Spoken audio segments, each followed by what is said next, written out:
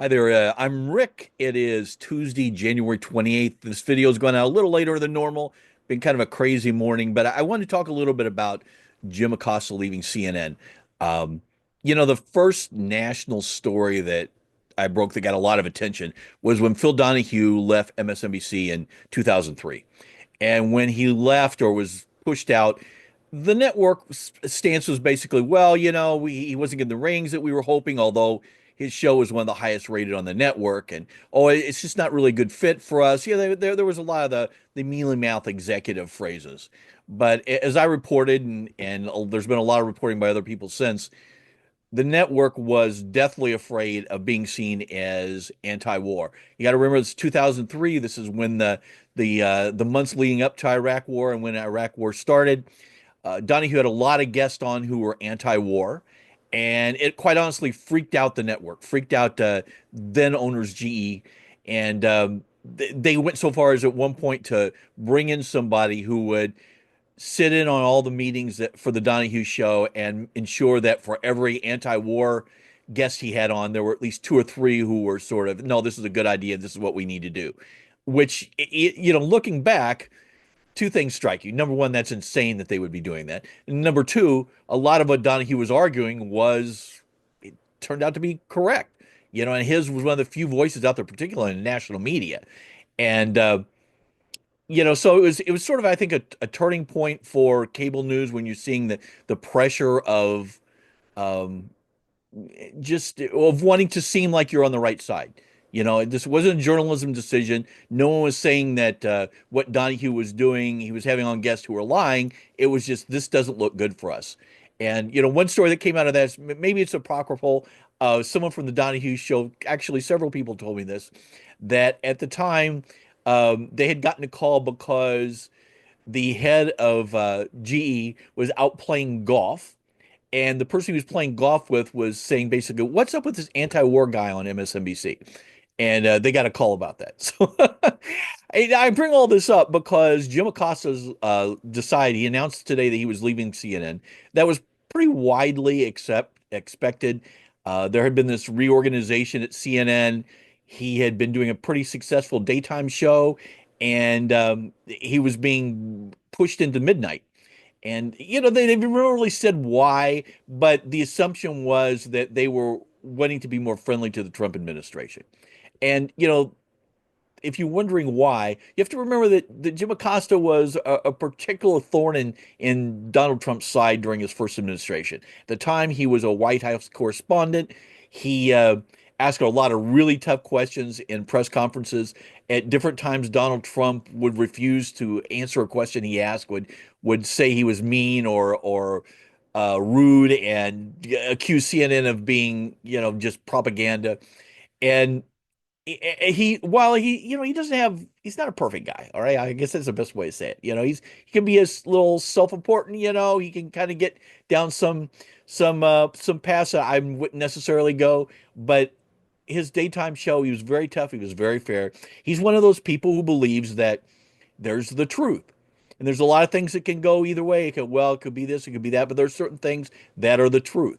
And if someone comes on a show, and I'll just pull this out, says, "Well, we didn't land on the moon during Apollo missions. That was all fake." His response is going to be, "You've got to show me what's your proof. Not, oh, this doesn't make sense, or oh, I don't think it's happened." You can't just come on and say, "We didn't do that," and I'm just going to leave it there.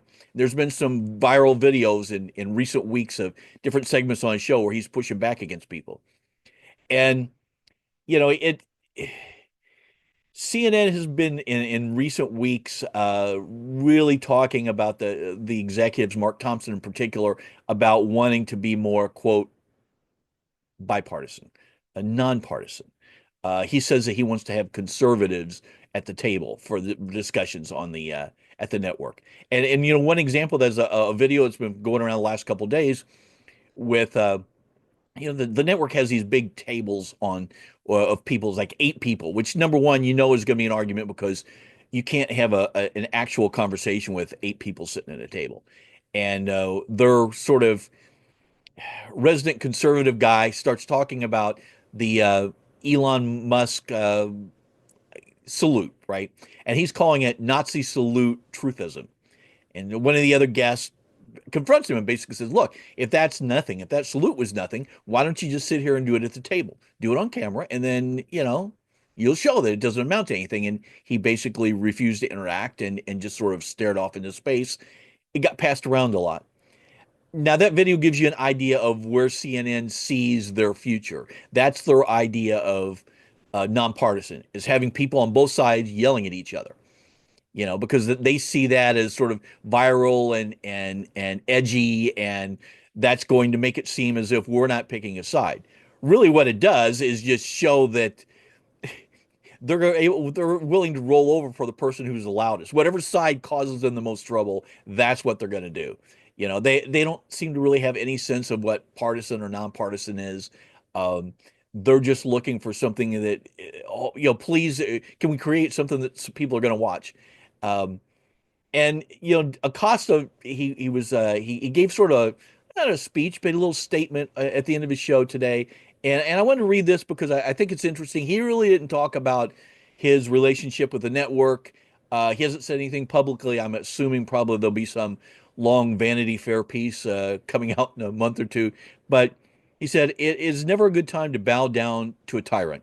I've always believed it's the job of the press to hold power to account. I've always tried to do that here at CNN, and I plan on doing all of that in the future. One final message: don't give in to the lies, don't give in to the fear. Hold on, excuse me, hold on to the truth and hope." Now, you would hope that that would be CNN's attitude. You look, the truth is the truth. Don't give in to the lies, no matter who's saying it, no matter how inconvenient it is, because the consumers are eventually going to reward you. Sadly, I don't think that's where CNN's headed. I think they're headed in the idea of being more believing that if you're more conservative leaning, number one, it's going to help you with the Trump administration. And it's also going to somehow magically bring back these people who are watching Fox News now, who find themselves thinking, oh, Fox News is great. And they do say everything that I want to hear, but that's CNN. They got a little something I got to watch them in. And honestly, I don't think that's the case. And even worse, it's going to lose some of the audience that they have now who find the new approach unsettling. Um, so I think it's an important day as far as cable news. Acosta being pushed out is a big deal, just because it gives you an idea of where the cable news business is headed. I think you're going to see a lot more of that. I certainly see no indication at MSNBC that they are changing their approach. Um, but it's also it's confrontational in a very safe way a lot of times. So it's going to be interesting to how it works out with them. And, of course, Fox is Fox. So with that, I'm going to wrap this up. As always, shoot me an email, rick@allyourscreens.com if you have any questions, comments, and I will see you soon.